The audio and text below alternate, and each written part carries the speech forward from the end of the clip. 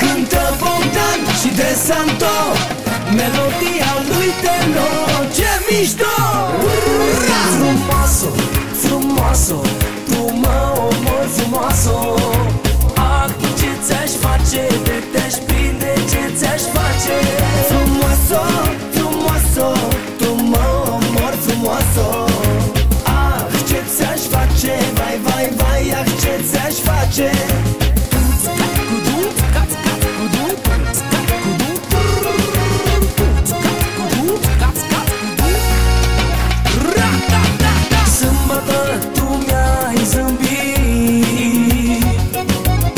Și într-o secundă tu m-ai cucerit.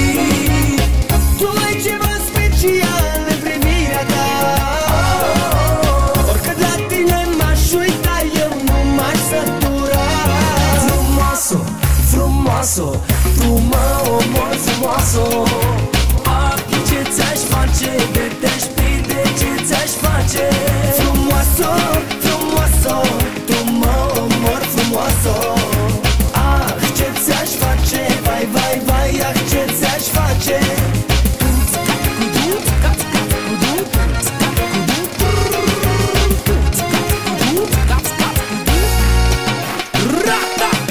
Sâmbătă tu mi-ai zâmbit și într-o secundă tu m-ai cucerit.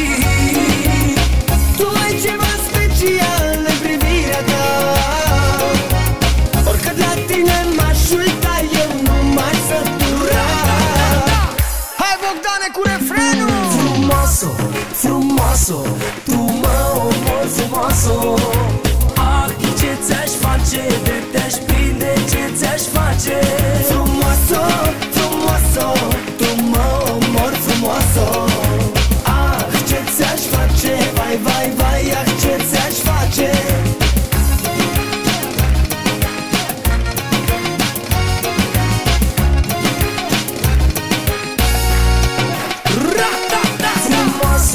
Frumoasă, tu mă omori frumoasă.